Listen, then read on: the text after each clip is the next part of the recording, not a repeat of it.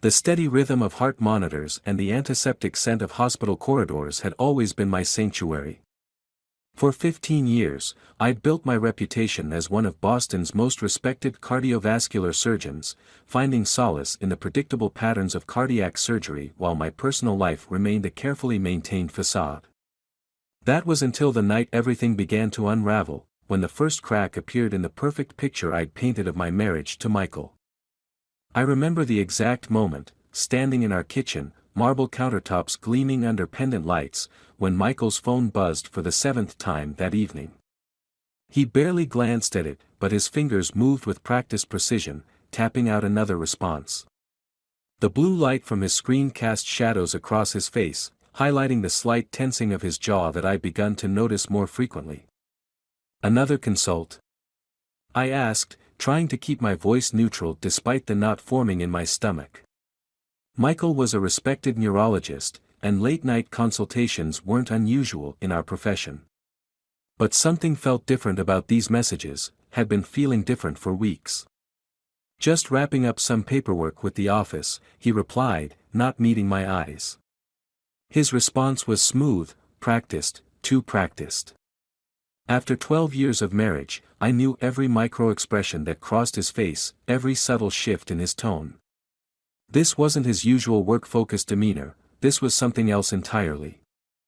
That night, lying awake in our king-sized bed, I found myself cataloging changes I'd been subconsciously noting for months. The extra hours at the clinic. The password change on his phone. The way he angled his screen away from me when reading messages. The sudden interest in his appearance, new clothes, a more expensive haircut, that cologne he'd never worn before. For years, I'd prided myself on my ability to read the smallest details, it's what made me exceptional in the operating room. Every subtle change in heart rhythm, every minor variation in tissue color could signal a critical shift in a patient's condition. Now, those same observational skills were revealing a pattern I didn't want to acknowledge.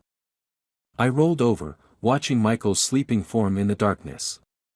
His phone lay face down on the nightstand, its edge occasionally lighting up with incoming messages. Even in sleep, his brow was furrowed, as if he was carrying secrets into his dreams.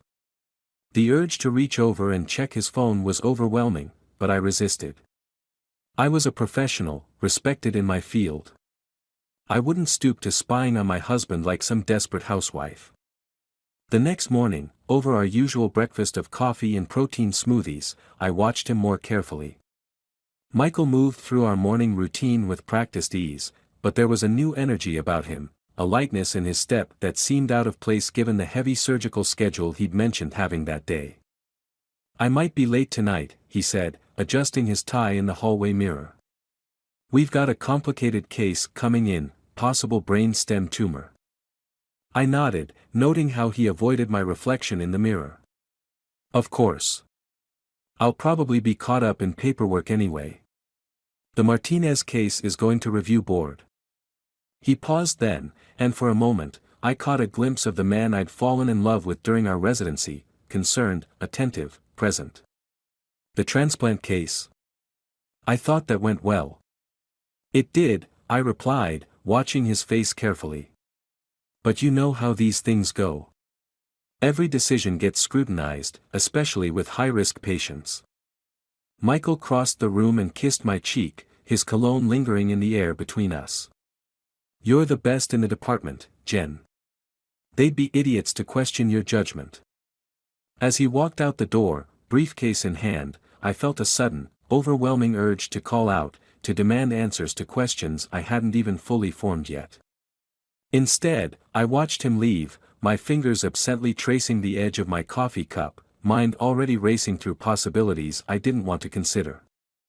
That evening, alone in my office at Mass General, I found myself unable to focus on the Martinez case files.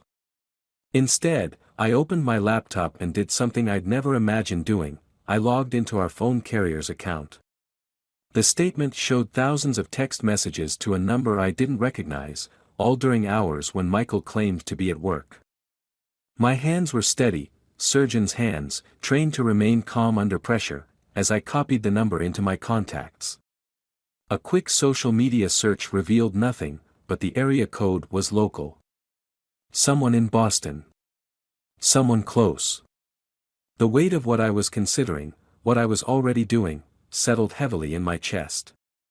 Trust had always been the foundation of our relationship, the one thing I thought we'd never question. Now, sitting in my darkened office with the city lights twinkling beyond my window, I realized that foundation was cracking beneath my feet. The breaking point came 3 days later, during one of those rare quiet moments when the universe seems to pause, allowing truth to surface like a body rising from dark waters. I'd spent 72 hours performing an intricate dance of normalcy, sharing meals, exchanging pleasantries, maintaining the facade of our perfect life while that unknown number burned in my consciousness like a brand. The house was silent that evening, save for the gentle hum of our Viking refrigerator and the distant sound of Michael showering upstairs. His phone lay on the kitchen counter, face down beside his half-empty glass of Cabernet. The screen lit up with another message, casting a blue glow against the granite. My fingers moved before my conscience could intervene.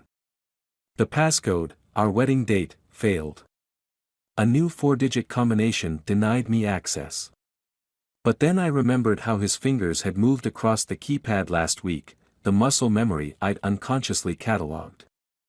0-9-1-7, September 17th. A date that meant nothing to me, but clearly meant something to him. The phone unlocked, and my world imploded. Her name was Rachel. The photos appeared recent, a woman with autumn red hair and green eyes that seemed to challenge the camera. She was younger than me, maybe early 30s, with the kind of ethereal beauty that made my chest tighten with instant recognition of what I was up against. The messages between them stretched back months, each one a dagger in the foundation of everything I'd believed about my marriage. "She's my sister," Michael's voice cut through the silence, and I realized I'd been so absorbed in my discovery that I'd missed the shower turning off, missed his footsteps on the stairs. He stood in the doorway, water still beating on his shoulders, a towel wrapped around his waist. His face held an expression I'd never seen before, not guilt, not anger, but something more complex, more calculated. "Your sister." The words felt hollow in my mouth. "Funny, in 12 years of marriage, you never mentioned having a sister." "It's complicated, Jen." He crossed the room, but didn't attempt to take the phone from my hands. "There are things about my family I've never told you, things I've tried to protect you from." "Protect me?" I scrolled through more messages, each one more intimate than the last. "Is that what you call these messages? Protection?" Michael ran a hand through his damp hair, a gesture so familiar it made my heart ache. "My family, there were issues. Serious issues. Rachel and I were separated when we were young. Foster care. Different homes. I only found her again recently." The surgeon in me, trained to detect irregularities, caught the slight tremor in his voice, the way his left eye twitched, tells I'd learned to recognize during our residency when he was stretching the truth about completed charts or missed rounds. "These don't look like messages between long-lost siblings, Michael." My voice remained steady, even as my inner world tilted on its axis. "The way she talks to you, the photos, the late-night meetings. You don't understand." He moved closer, and I caught the scent of his shower gel, the new one he'd started using recently. "She's been through trauma. She needs support, guidance. As her brother Dash." "Stop." The word cut through the air like a scalpel. "Don't insult my intelligence. I've performed enough DNA genealogy consults to know that siblings separated by foster care don't send lingerie photos with winky faces." His facade cracked, just for a moment, before smoothing over into something more controlled. "Fine. You want the truth. She's a former patient. One who's going through a difficult time and needs my help." "A patient?" The pieces started shifting, forming a new and more disturbing pattern. "That's worse, Michael. You know the ethics board would dash." "It's not what you think," he interrupted, finally reaching for the phone. I let him take it, watching as he quickly closed the message thread. She was my patient 2 years ago. Minor procedure. But she's been struggling lately, and she reached out. I stood, my hands braced against the counter to hide their trembling. Then why lie? Why create this elaborate story about her being your sister? Why change your phone password and hide her messages? The silence that followed was deafening. In it, I could hear the death rattle of our marriage, the final gasps of trust evaporating like ether. Because she's threatening to report me for malpractice, he finally said, his voice barely above a whisper. She claims I made a mistake during her procedure. Says she has proof that could ruin my career. The revelation hung in the air between us, heavy with implications. I looked at my husband, really looked at him, and saw something I'd never noticed before: fear. Raw, unvarnished fear swimming in those familiar blue eyes. What kind of mistake? I asked, the words tasting like ash in my mouth. His response chilled me to my core, the kind that could end everything we've built. In the days that followed, our home became a battlefield of unspoken tensions, where every shared space held the weight of revelation and every silence carried the echo of betrayal. I watched Michael with new eyes, not just as his wife, but as a fellow physician trying to decode the cryptography of his guilt. Each morning, I catalogued the subtle tells that had become apparent now that the veil of trust had been lifted: the slight tremor in his hands as he read his messages, the careful way he arranged his schedule to account for unexplained absences, the practiced casualness that felt like sandpaper against my raw nerves. The surgeon in me approached the situation with clinical precision. I began gathering information, piecing together the fragments of Michael's carefully constructed deception like reassembling a shattered bone. Hospital records, staff schedules, insurance claims, each piece of data became a pixel in a larger image I wasn't sure I wanted to see clearly. Rachel Matthews, I discovered, had been admitted to Boston Memorial 2 years ago for what the records labeled a routine neurological procedure. But as I dug deeper, inconsistencies emerged like tumors on a clean scan. Missing documentation, amended notes, timestamps that didn't align with standard operating procedures. The kind of discrepancies that would be invisible to anyone who wasn't intimately familiar with hospital protocols. Tell me about the procedure, I demanded one evening, spreading the documents across our dining room table, the same table where we'd once shared dreams of opening our own private practice. Walk me through exactly what happened. Michael's face remained carefully composed, but I caught the slight dilation of his pupils, the microsecond of panic before his professional mask slipped into place. It was a simple cerebrospinal fluid pressure monitoring procedure. Routine. No complications. Then why are there 3 different versions of the post-op notes? I pushed the papers toward him, watching as his eyes skimmed the familiar forms. And why does the anesthesia report show a 40-minute gap that's unaccounted for? The silence that followed was dense with unspoken admissions. Michael's fingers traced the edge of the papers, a gesture so reminiscent of our residency days when we'd pore over case studies together that it made my throat tighten with grief for what we'd lost. She had a reaction to the anesthesia, he finally admitted, his voice barely above a whisper. Nothing in her history suggested she would. We stabilized her quickly, but those 40 minutes were touch and go. I amended the notes to protect everyone involved. The hospital, the anesthesiologist, myself. And now she's using it against you. The pieces clicked into place with the terrible precision of a dislocated joint being reset. She found out somehow. About the original notes, about the cover-up. Michael's composure cracked, revealing the fear beneath. She's demanding $500,000 to keep quiet.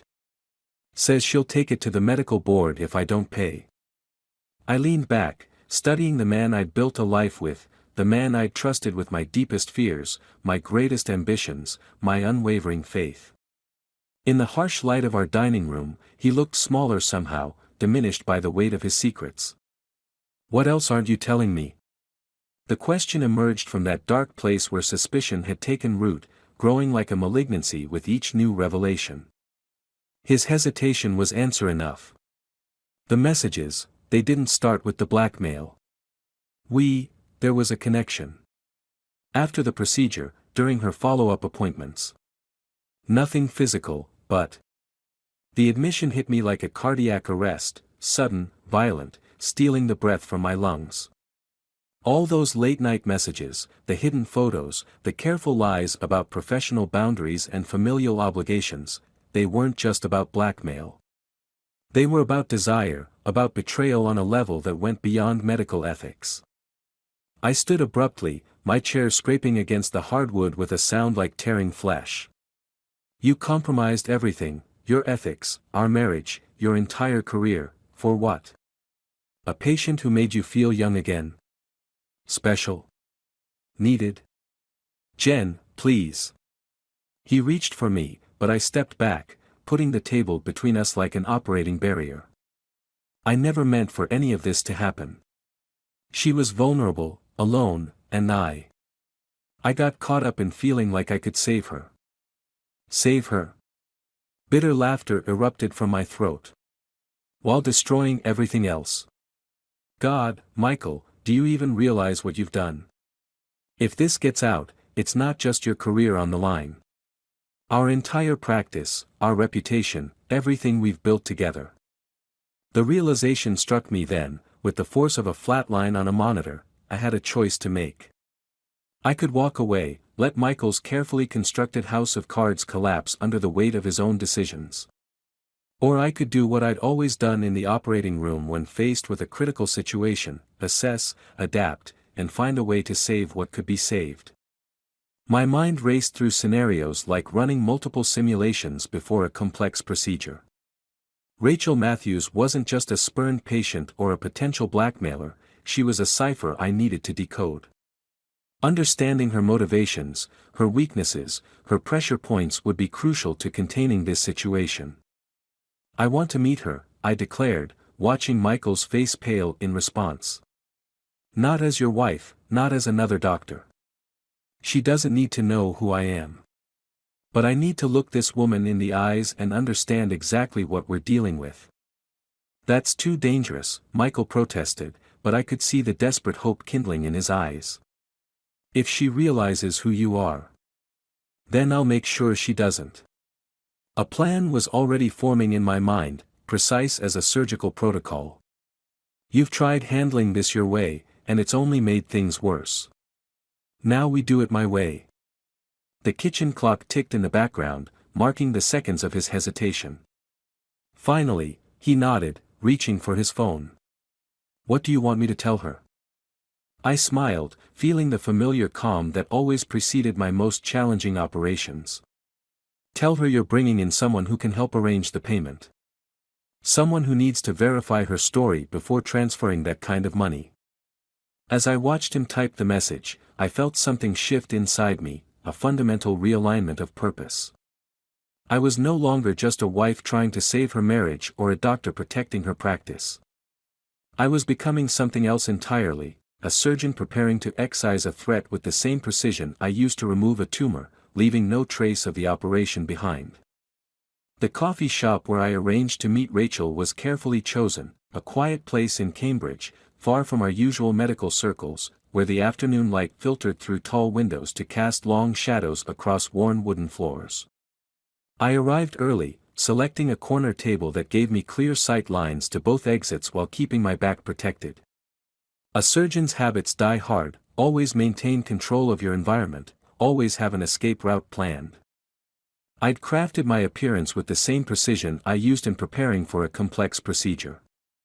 Conservative business attire that spoke of financial authority, subtle makeup that aged me slightly, hair pulled back in a severe style that suggested efficiency rather than intimacy.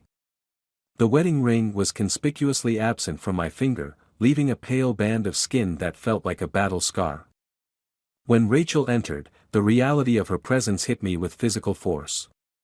The photos hadn't captured the predatory grace in her movements, the calculated vulnerability in her expression. She wore her beauty like armor, each carefully chosen element of her appearance designed to disarm and distract. I recognized the strategy: I'd employed similar tactics in my own rise through the male-dominated surgical hierarchy. Jennifer Wilson, I introduced myself, using my mother's maiden name. I represent certain financial interests that may be able to help with your situation. The lies felt smooth on my tongue, practiced during countless hours in front of my bathroom mirror until they became a second skin. Rachel's green eyes assessed me with the kind of penetrating gaze I typically associated with senior surgeons evaluating a complicated case. Michael said you might be able to help expedite things. I'm growing rather tired of waiting. The casual mention of my husband's name sent a surge of rage through my system, but I channeled it into a tight smile. Years of maintaining composure during critical procedures had taught me how to transform emotional responses into focused intensity. Before any money changes hands, we need to verify your claims. I opened my laptop, displaying a carefully curated selection of documents, enough to suggest legitimate financial backing without revealing any actionable information. Walk me through exactly what happened during your procedure. Her narrative unfolded like a poorly constructed surgical plan, full of inconsistencies and emotional manipulation where clinical precision should have been. She spoke of complications that didn't align with standard neurological responses, of time frames that contradicted basic medical protocols. To an untrained ear, her story might have sounded convincing. To a surgeon with 15 years of experience, it was like watching someone attempt to perform a heart transplant with kitchen utensils. That's a fascinating account, I said when she finished, my voice carrying the same professional detachment I used when delivering difficult diagnoses. Particularly interesting how you described the anesthesia complications. Tell me, did the tachycardia present before or after the alleged pressure spike? A flicker of uncertainty crossed her face, brief, but unmistakable. Before, of course. That's what triggered the whole cascade of events. I see. I made a show of consulting my notes, knowing I'd just caught her in a critical lie. Tachycardia would have been a response to the pressure spike, not a precursor. Her medical knowledge was superficial, rehearsed rather than lived. The money, she pressed, leaning forward slightly. When can I expect it? I'm not interested in dragging this out with endless questions. I studied her with the same intensity I'd use examining a suspicious mass on a scan. You seem very confident in your position, Ms. Matthews. But confidence without substance is a dangerous combination in medical matters. Rather like performing surgery without understanding basic cardiac responses. Her composure slipped for just a moment, revealing something darker beneath the polished surface. Are you accusing me of lying? Not at all. I closed my laptop with deliberate slowness. I'm simply pointing out that your story has certain inconsistencies that would need to be resolved before any payment could be arranged. Medical review boards tend to be quite thorough in their investigations. They'd likely notice the same anomalies I'm seeing. The threat in her voice was no longer subtle. Michael understands the consequences of not meeting my demands. Perhaps I should remind him. Perhaps, I interrupted, every word measured like a carefully administered dose. You should consider the consequences of pursuing fraudulent medical claims. The legal system tends to take a dim view of extortion, especially when the evidence is, shall we say, less than robust. I reached into my bag and withdrew a small recorder, placing it on the table between us. Rachel's face drained of color as she registered what had just happened.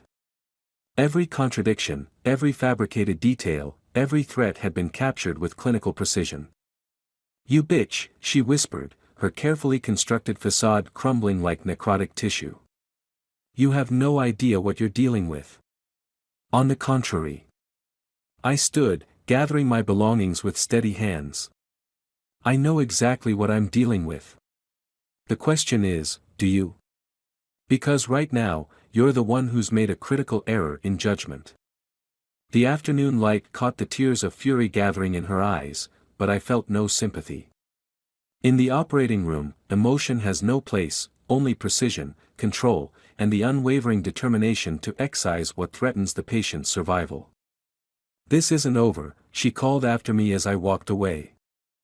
I paused at the door, looking back one last time.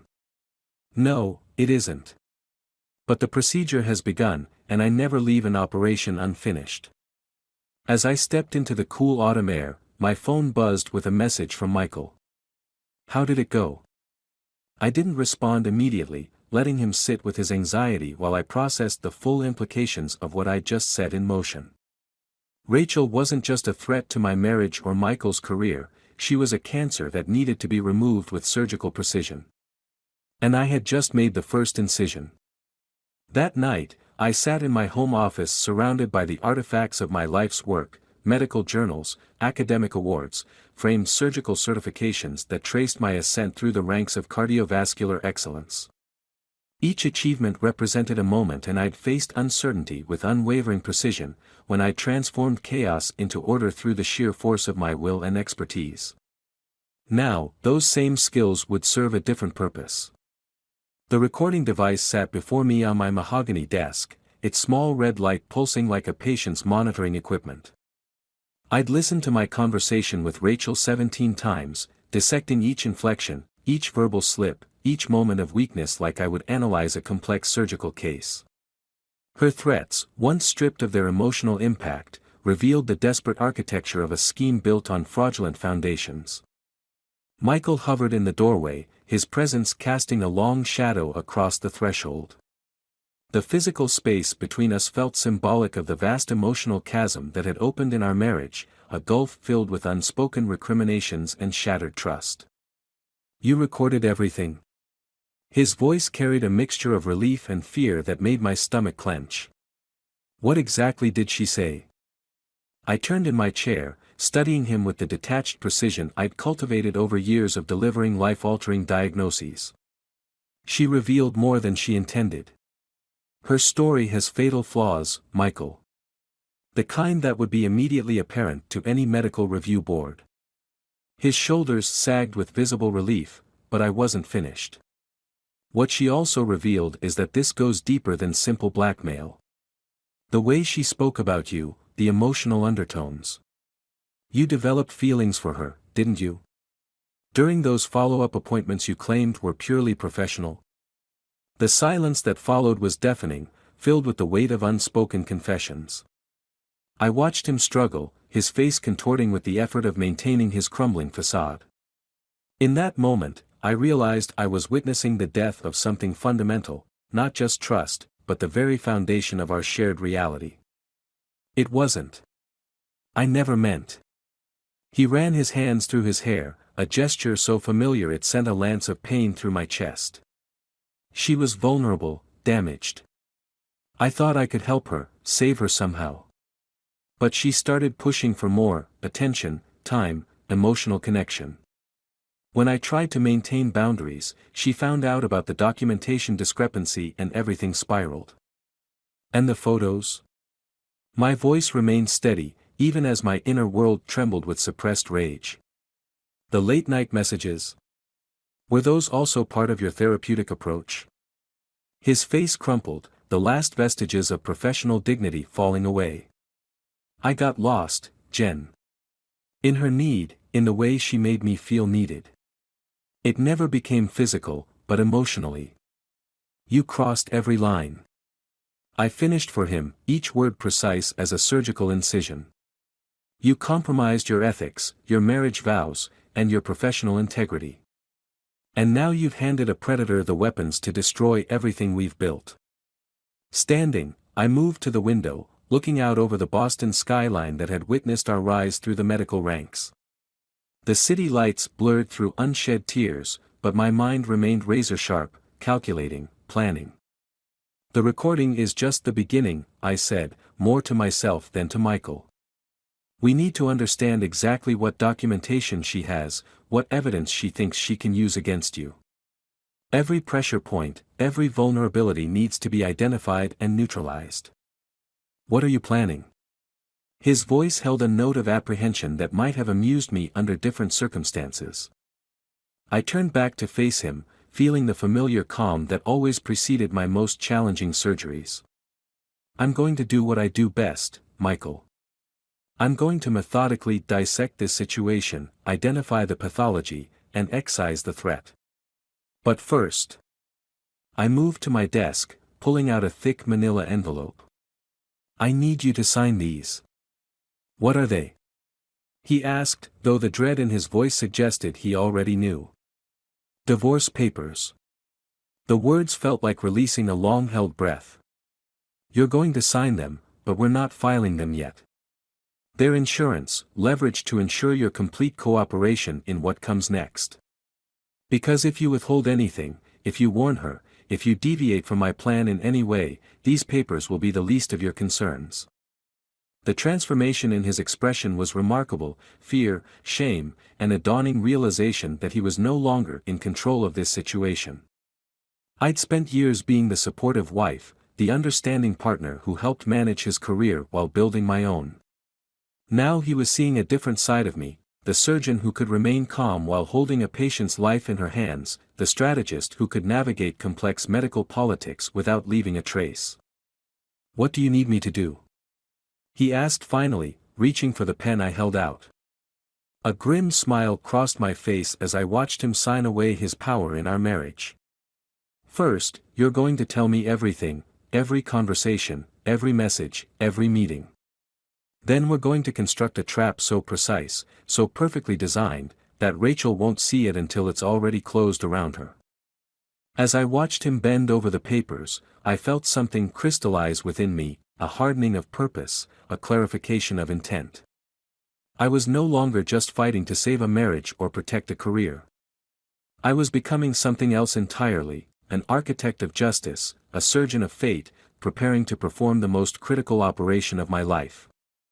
The final confrontation unfolded in the sterile confines of my office at Mass General, where I'd orchestrated countless life-saving procedures over the years.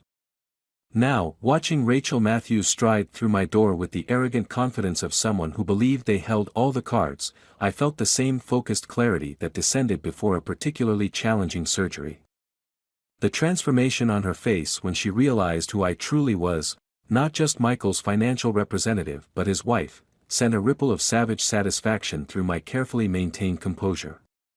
Her green eyes widened, that carefully crafted mask of superiority cracking like thin ice under sudden pressure. "You manipulative bitch," she breathed, her hand clutching her designer handbag like a shield. "You had no right dash." "I have every right," I cut her off, my voice carrying the same authoritative tone I used in the operating room. "You threatened my husband, our practice, everything we've built. Did you really think I wouldn't dissect your little scheme with the same precision I used to repair damaged hearts?" I reached into my desk drawer, withdrawing a thick folder that contained every piece of evidence I'd gathered, her inconsistent medical claims, the contradictions in her story, the documented timeline that proved her allegations impossible. But more importantly, I had evidence of her previous attempts at similar extortion schemes in 2 other states. "Quite the pattern you've established, Rachel. Or should I say Rebecca Stevens? Or perhaps Amanda Palmer? You've used so many names, it's hard to keep track." I spread the documents across my desk like surgical instruments laid out before a complex procedure. 3 different states, 3 different doctors, 3 different allegations of malpractice. But always the same basic script: seduce, manipulate, threaten, collect. The blood drained from her face as she realized the full scope of what I'd uncovered. "You can't prove anything. On the contrary." I played the recording from our coffee shop meeting, watching her flinch at the sound of her own voice detailing medical impossibilities. "Your story falls apart under the slightest professional scrutiny. But that's not even the most damaging evidence I have." I revealed my final weapon: documentation of her fraudulent medical license, the one she'd used to gain access to hospital records and fabricate evidence for her previous schemes. "Impersonating medical personnel is a federal offense, Rachel. The FBI tends to take that quite seriously." She lunged for the papers, but I was faster, years of surgical precision serving me well as I swept them back into the folder. "Don't bother. Copies have already been sent to the relevant authorities. This meeting isn't a negotiation, it's a courtesy notification of your imminent destruction.